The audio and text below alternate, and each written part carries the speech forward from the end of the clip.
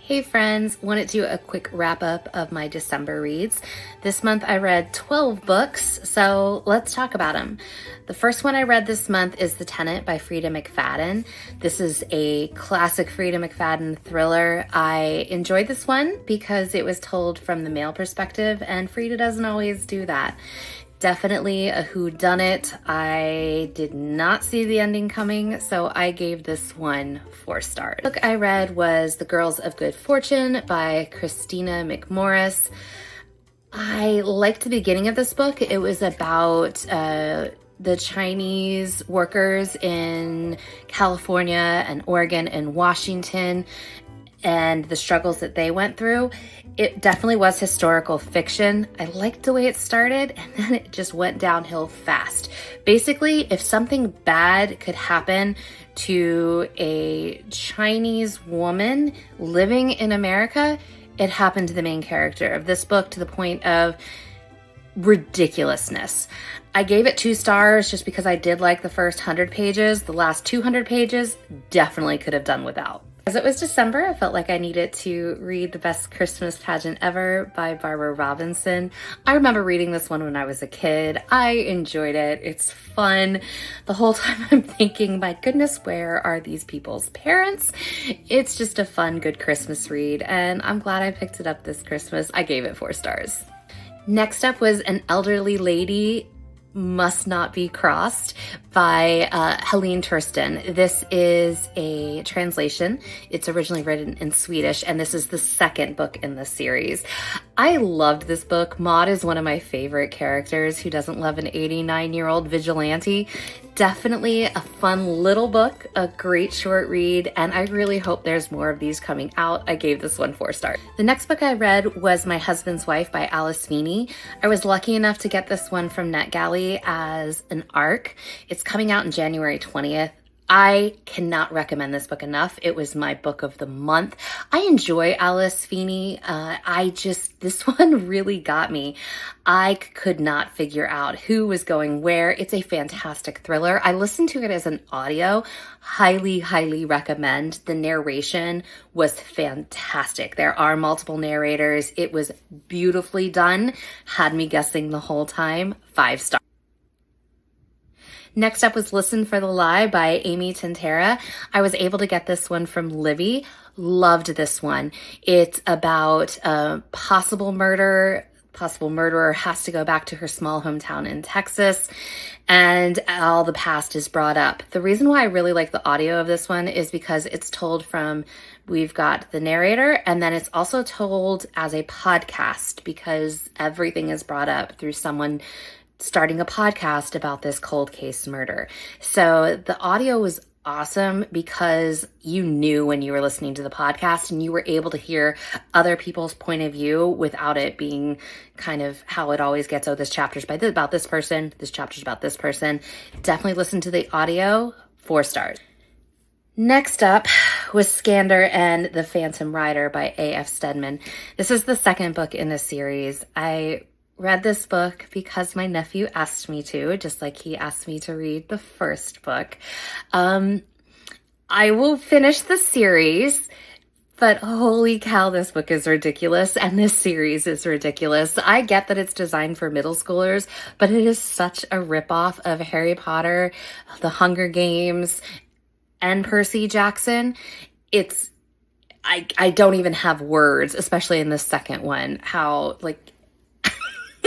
did these get published? I don't know. I'll keep reading. I gave it 2 stars because it was over 500 pages and I was able to read it in 3 days because it's just that simple.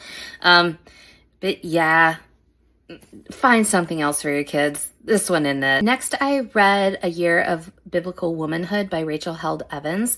This book was fantastic. I have been a fan of Rachel Held Evans for a long time. So sad that she's passed and the world won't get any more of her amazing writing.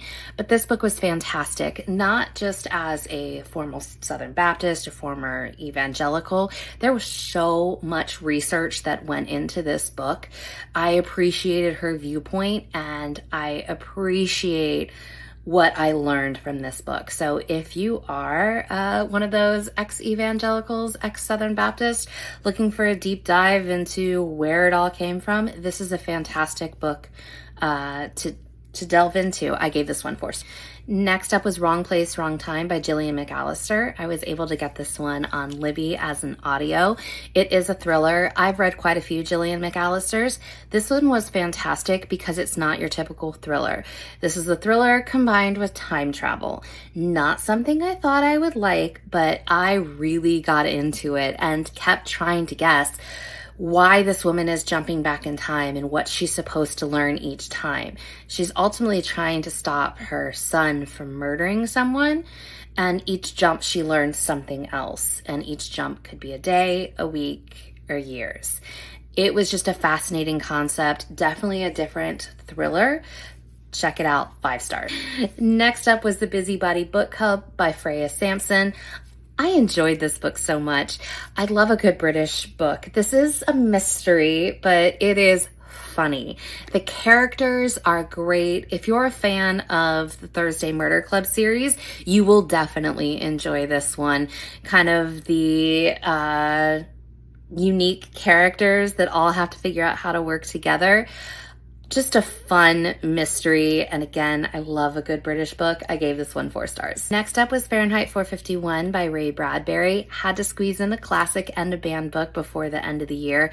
This is the first time that I have read this book since high school. I've taught this book many, many, many times, and just like when I reread To Kill a Mockingbird, it was really enjoyable to just read it instead of constantly looking for all the things you want to make sure you emphasize. I love this story. I love the message behind this story and how many things that Bradbury wrote about that have come true. It's really frightening, and this is definitely a book that I recommend everybody read. 5 stars. The next book was Yellowface by R.F. Kuang. I got this one from the library as an audio. I'm late to the game on this one, but it was not what I was expecting. I knew the basic story, but the fact that this truly unreliable narrator at some points made me root for her, that's the sign of a really good writer. It was also very interesting to get some ins and out of the publishing world. And again, I really enjoy a story told by an unreliable narrator that is basically telling you, hey, I'm unreliable. This was a fantastic listen, 5 stars. And the last book of the year was The 620 Man by David Baldacci. This is not my typical book that I would read. It is one of those kind of Jack Reacher, spy thriller. A man is recruited by a secret agency because he's working in a financial institution in New York, and everybody around him is dying. And he's recruited to kind of solve all the murders that, of course, he's a potential suspect for. It was a quick read. I read Strangers in Time by David Baldacci earlier this year, and I loved it. It was a historical fiction. This obviously is not my genre, this whole kind of spy espionage thriller. I gave it 2 stars just because I got a little tired of everybody dying in this book. I don't know if I'll read any more David Baldacci that's kind of in this genre.